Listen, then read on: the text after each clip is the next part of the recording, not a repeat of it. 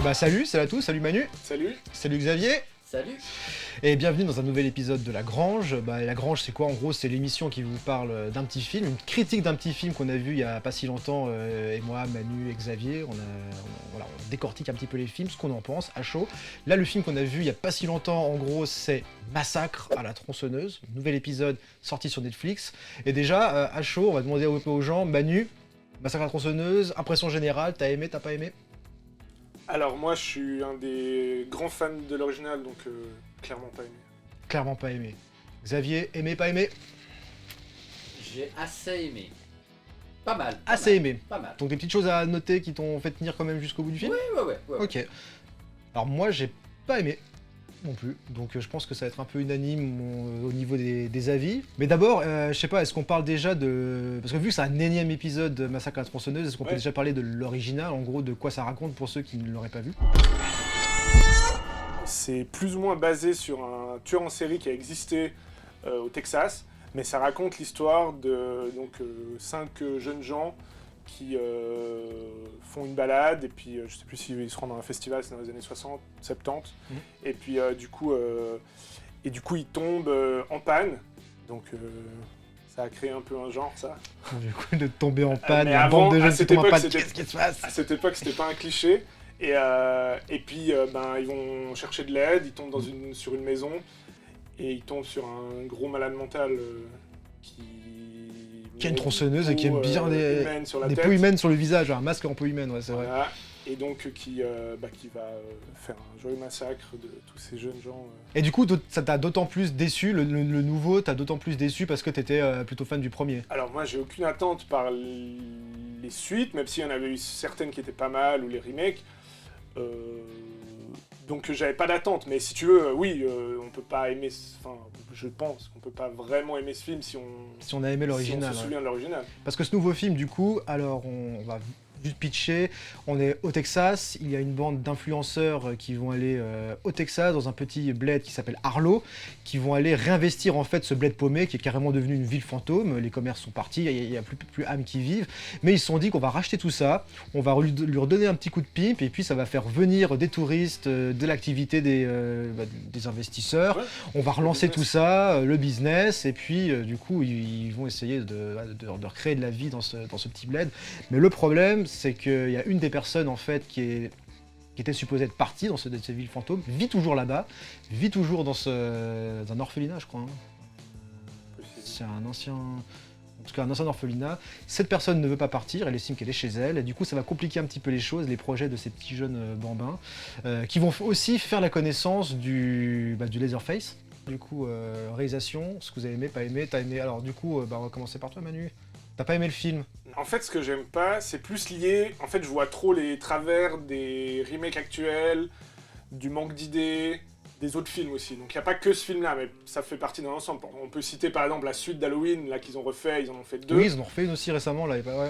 Et moi, ce que j'aime pas, c'est qu'en fait, si tu veux, on se base sur des choses qui existent, et sous prétexte de leur rendre hommage et être honnête à l'original, parce qu'ils se sont fait taxer à chaque fois de c'est n'importe quoi. Tu vois, il y a eu des suites, je sais pas, par exemple, Halloween 2000, H2O, un truc comme ça, avec un rappeur, je me rappelle même plus. Ça part dans tous les sens, ça part en couille. Donc depuis quelques années, là, Oui, sous prétexte qu'ils utilisent l'idée originale et qu'ils la mettent sur un poster, sur une bande-annonce, sur un titre, ça suffit déjà en fait à vendre le produit et que les gens iront le voir, et puis en fait derrière, niveau histoire, en fait on va pas se casser la tête. Dans les cinémas d'horreur, c'est aussi, du coup ça devient aussi des films doudou, on va dire, parce qu'on vient pour juste retrouver le personnage original. Oui. Mais sauf que ce qu'on peut comprendre, je trouve, pour un film comme E.T. ou comme alors là, tout Retour vers le futur, voilà, c'est sympa. Par contre, pour un truc comme Leatherface, qui est Massacre à la tronçonneuse, qui est censé jouer sur le réalisme, sur la brutalité, pour moi, je veux dire, Netflix, c'est absolument pas eux qui peuvent faire un bon Massacre à la tronçonneuse, puisque c'est complètement à l'opposé de ce qu'ils nous vendent, parce que c'est beaucoup de la... Moi, j'appellerais ça presque du cinéma publicitaire. C'est-à-dire que tu dois mettre en valeur toutes les images, iconiser chaque truc, tu vois, la tronçonneuse, le mais il pensait- Leatherface, mais Il est pensé comme un produit. Ça, il faut cocher toutes les Exactement. cases en fait. C'est un En produit. gros, on leur a promis Massacre à la tronçonneuse. Qu'est-ce qu'ils veulent? Bah, il faut du gore. Non, je pense qu'il y a, il y a une façon Mais- peut-être de Netflix de se dire, ah, nous aussi, on sait faire, parce Ouais. qu'eux, ils veulent essayer de faire tous les genres. Donc aussi, bah, nous, le film d'horreur, voilà, on sait le faire. Mais c'est presque, c'est C'est une caution. c'est une comme caution. sorte de Mais c'est caution, bête. C'est comme si quelqu'un, en fait, il connaissait rien et puis il disait, oui, mais je vais tout mettre. Comme un cuistot, tu vois, qui va te faire un plat, et puis du coup, mais tu vas Ouais. mettre, oui, tu sais, je vais mettre ce que t'aimes bien, tu sais, les pâtes, les machins, sans comprendre forcément pourquoi ni Pourquoi comment. Par exemple, pour les Halloween, je sais que le réalisateur est un grand fan du film original, etc. Il veut pas trahir Ouais. l'original, donc ça part toujours de bonnes intentions, de respecter l'œuvre originale. Mais par souvent, contre, ça s'arrête à l'attention. ça s'arrête à l'intention, ou alors c'est soit une copie, c'est nul, c'est souvent mauvais aussi. Moi, à la limite, je préfère un mauvais film mais qui va dans une autre direction. Est-ce que celui-là va dans une autre direction? En fait, On a mis l'écran The Ring, ouais, c'est ça. parce qu'on imagine à T'as tout sorti la instant cassette, que... 7 jours. Ça fait 7 jours, la cassette, elle va sortir 7 du jours. puits. En fait, il y a aussi un peu de la peur, j'ai l'impression, des fois, de trahir justement l'original. Mais Donc il ne peut pas partir dans d'autres directions, faut ne rester pas partir vraiment dans dans une les direction. clous. Et voilà, par exemple, dans Halloween, c'est récupérer Jamie Lee Curtis, qui avait plus fait les suites depuis longtemps. Ah puis oui, puis là ils ont récupéré... très longtemps, d'ailleurs. Apparemment ils ont récupéré aussi l'héroïne du premier. Ouais, alors, c'est pas Enfin, l'actrice originale, elle est morte. Elle est morte, ouais, mais c'est mais censé être en c'est fait censé. celle qui a survécu déjà au premier massacre de l'original. Voilà, ouais, Donc, à la limite, Halloween, je veux bien, il y a Jamie Lee Curtis, c'est quand même une actrice, tout le monde la connaît, etc. De Massacre à tronçonneuse, Marilyn Burns, l'original, personne la connaît. Elle a pas joué, je crois qu'elle a presque rien fait d'autre. Parce que justement, entre autres, Massacre à tronçonneuse, ça l'a un peu abîmé, on va dire, et puis, puis du coup, elle avait plus plus envie de- de faire du cinéma parce que c'est clair que si tu fais. Faut s'imaginer le tournage de Massacre à tronçonneuse. Hein. Je crois que c'est, je sais plus combien de temps, mais c'est pas sur la durée que c'est compliqué. C'est que c'est en plein été au Texas. Il faisait, je sais plus combien il disait, mais genre 100 degrés Fahrenheit. Tu vois, il fait 50, 55 là-bas-dedans. Il y a des trucs de poulet partout parce qu'ils voulaient rendre le truc le plus crados. Ils ont mis, ils ont mis le des truc de plumes, Redneck avec les ils ont mouches mis qui des viennent sur les ciseaux, poulets, les machins, des trucs et dégueulasses. les gens ils pétaient un câble. Donc c'est Ah ça. oui, donc ils mettaient le des gens en charme du condition, film. puis effectivement à la fin, Voilà. bah, le film était Mais tu éprouvant le à tourner ressens, comme il est éprouvant à voir. éprouvant, exactement. Il est Mm. éprouvant à regarder parce que tu sens que c'est réel, toi. Tu sens Voilà. qu'ils en chient. Et ben, on pour de sent, vrai. on sent clairement que dans celui-là, en tout cas dans le Ah là dernier, là, on n'est pas du tout sur la même logique de tournage. Toi, Xavier, le film, alors du coup, qu'est-ce que t'as pas aimé dans cette nouvelle itération de Massacre? Ce que j'ai pas aimé, c'est vraiment le côté très actuel avec les jeunes arrivent, avec les réseaux sociaux, avec.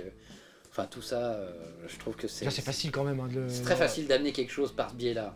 Et, Ouais. et je trouve qu'on y vient de plus en plus. La seule chose que j'ai bien aimé, c'est quand même ce côté un peu chaud. J'ai bien aimé ce chant de tournesol pourri. Alors, La photo est belle. La scène dans le bus, j'ai trouvé ça, Surtout une j'ai trouvé scène. ça pas mal. Et surtout, je me suis Putain, demandé quand même, justement, d'un point de vue réalisation, ça doit pas être si simple à faire. La scène du couloir, quand tu vois le nombre de cuts qu'il y a et que ça reste cohérent quand même. du couloir du bus, Ouais. quand il avance et puis Ah, qu'il quand il est- ouais, qu'il les ouais. dézingue. Là, honnêtement, je me suis dit, ouais, là, c'est quand même pas mal. Donc voilà, moi, ça m'a fait passer un bon moment. En plus, il est court. Ça c'est vrai, ça c'est pas Ah mal. oui, c'est vrai. ouais, Voilà, ouais, il est très ouais. court, Ouais. du coup, j'ai pas souffert. Comment t'as. Ah ouais, c'était marrant, Toi t'as j'avais pas aimé, mais pourquoi? C'était quoi le. Parce que j'avais l'impression, j'avais dit en off, si je pouvais le résumer en un mot, c'était l'Oasis. Et puis quand je pense Oasis, c'est l'Oasis, la simulation de Ready Player One. Ouais. Où en gros, tous Ah les ouais. geeks du genre peuvent rejouer les scènes qui les ont fait kiffer, C'est vrai. ou alors des scènes qu'ils n'ont pas connues. Et moi j'ai l'impression que tout le film, t'as l'impression que t'as une bande de jeunes players qui sont dans l'Oasis et qui choisissent. Alors on va se faire, on va killer des mecs. Et qui on va killer? Eh ben, on va killer le méchant de Massacre à la tronçonneuse. Et puis ils se font un kiff, du coup la simulation se lance, et puis j'ai l'impression de voir des gamins qui se disent on va tuer Leatherface, voilà, parce que c'est notre kiff, et ils ont payé ça comme une place de ciné, tu vois. Ah, Et c'est le côté jeu vidéo. Hein. côté jeu vidéo, mais c'est même plus que ça, c'est un côté, c'est un peu pensé à un jeu, il y avait un jeu d'horreur, un jeu vidéo d'horreur, où tu pouvais te bastonner contre des fantômes ou des serial killers qui te poursuivaient, il fallait survivre, et puis ils reprenaient des fantômes des films, Faut que je retrouve le nom du Genre jeu. Freddy, Jason. Il y avait Freddy, il y avait Jason, il y avait le gars de Scream, il y avait, je crois même qu'il y avait la gamine de The Ring. Et du coup, dans le jeu vidéo, c'est le truc, ah ouais, vas-y, on va se faire le... Tu vois, il y avait le clin d'œil, mais on s'en foutait parce que c'était un jeu vidéo, donc on prenait, on s'attardait plus sur le gameplay et pas sur l'histoire, on s'en foutait. Tandis que là, tenir ça sur un film... c'est là où c'est triste, c'est là je trouve que c'est côté artificiel. On va pas spoiler, enfin bon, en gros, ils arrivent à venir à bout de Leatherface. Ah, tu veux spoiler ça? Ok. Ouais, je pense pas encore considérer alors, ça y a comme un vraiment spoil. plus aucun intérêt, là. Tu veux spoiler le Là, film c'est... Mais on s'en fout, mais pour un film de merde comme ça, voilà, c'est pas grave de spoiler un truc que finalement tous les gamins auront déjà vu ça sur Twitter. En gros, ils arrivent à le tuer, et puis ils ont gagné le niveau, c'est bon. Tu vois, ils sont venus, ils ont fait le ride, c'était prévu, et voilà, c'est un ride du début à la fin. C'est un mélange entre Oasis et Westworld. Tu sais, Westworld, tu te mets dans le truc, et tu vis la vie, et là c'est pareil, et ils sélectionnent juste le film. C'est ça qui est ça aurait triste. été mieux, là, comme tu le C'est vends, triste. je trouve que c'est mieux que le film qu'on a vu. Hein. Parce que si vraiment tu pouvais rentrer comme dans Westworld dans un film d'horreur, un peu à la Ready Player One, comme dans la scène de Shining. Et qu'il le fasse en escape game, et pas sur 1h24 de film où on se fait chier parce qu'on se dit... ça serait une histoire. Parce que là, finalement, cette histoire de gens qui viennent, de bobos un peu, qui viennent gentrifier les lieux et puis prendre possession du truc, c'est pas une histoire. Non, puis... Ça nous fait absolument pas ni apprécier ni s'intéresser aux personnages. Non, parce que Ils sont rien n'est nuls. travaillé, ils sont Il y en a plats... une qui est la petite gamine à problème, tu sais, qui est dans son Qui est un coin, peu à part, etc., qui est un peu à part des autres, ouais. Ah, puis Avec bon, le cliché dès de le je m'habille départ- en noir, j'ai comme ça, faut pas me faire chier. Voilà, et puis elle a sa C'est backstory, mais dès le départ, tu vois que ça va être foireux, parce que quand tu fais un flashback sur un... Ah, le soi-disant sur un traumatisme trou qu'elle a de balle. subi. Oui, mais c'est un trou de Un trou de balle, c'est vrai, C'est qu'elle a un trou à la de balle, gorge. c'est un trou de balle. Mais c'est vraiment le cliché, genre, elle a un flash, elle a le flash du Ouais, flashback, ils sont enfin, pas elle a le foulés. flashback, Ouais, ils sont pas foulés. et c'est on vrai. voit le trou dans la gorge. Non mais attends, ça, tu peux plus faire ça, quoi. Enfin, Ouais. c'est chaud, quand même. Tu parlais, Xavier, de peut-être la difficulté de mettre en scène le massacre du Leatherface dans ce bus. Parce que, oui, il y a une bus partie...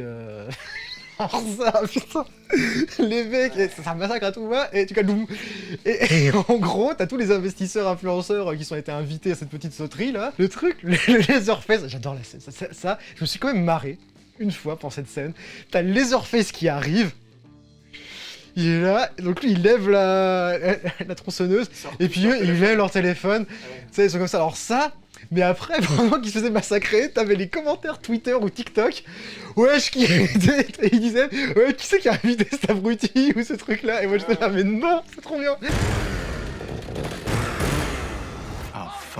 Non, je voulais juste dire aussi, il y a, comme par exemple, ils reprennent le personnage de la seule survivante du premier. Alors oui, c'est Dans vrai. le premier, il est joué par Marilyn Burns, et là, il est joué par une autre actrice. qu'on connaît L'acte pas. manqué, c'est vrai.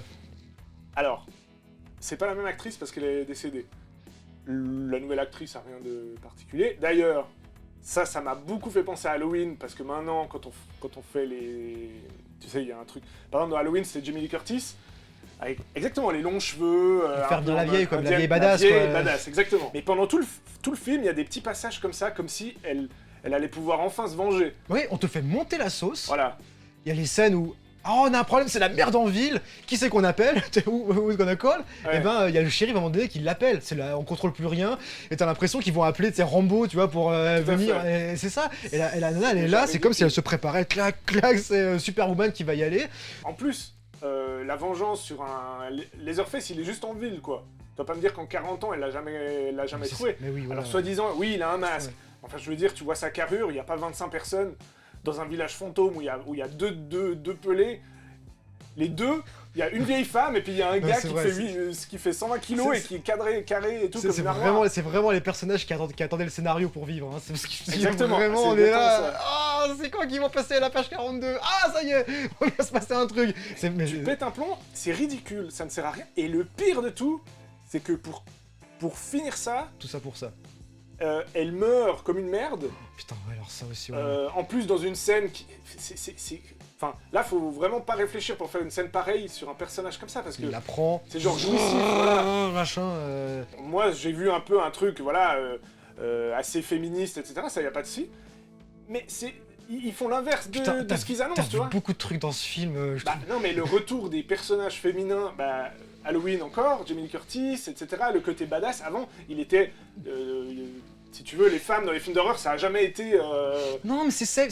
Je suis désolé, non, je pense que c'est à la fois c'est totalement safe. C'est vraiment. On a peur de créer des personnages, on sait pas s'ils vont plaire ou pas.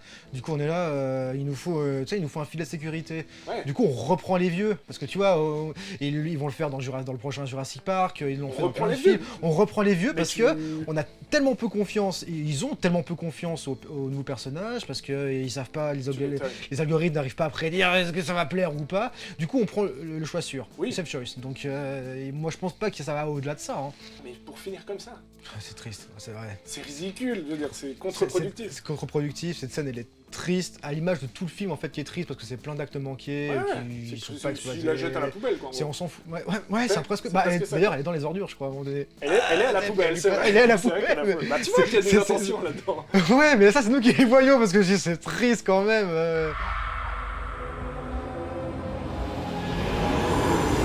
Au final, pour dire quoi que c'était un film triste, je pense qu'on est tous d'accord, on a trouvé Ouais. ça triste, mais au moins court. Donc au moins, c'était pas triste sur 3 heures.